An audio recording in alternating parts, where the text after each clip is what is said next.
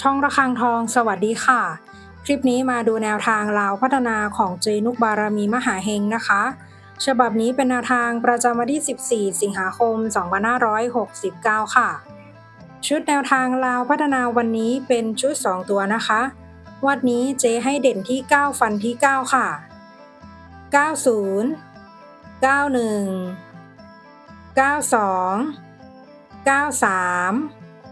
แนวทางโดยเจนุกบารมีมหาเฮงค่ะแนวทางมีเข้ามีหลุดนะคะถ้าใครเห็นเลขแล้วชอบค่อยตามแต่ถ้าไม่ชอบปล่อยผ่านก่อนได้เลยค่ะฝากกดไลค์กดแชร์กดติดตามพร้อมกดกระดิ่งแจ้งเตือนเพื่อที่จะไม่พลาดคลิปใหม่ๆจากช่องระฆังทองด้วยนะคะขอบพระคุณทุกท่านที่เข้ามารับชมค่ะ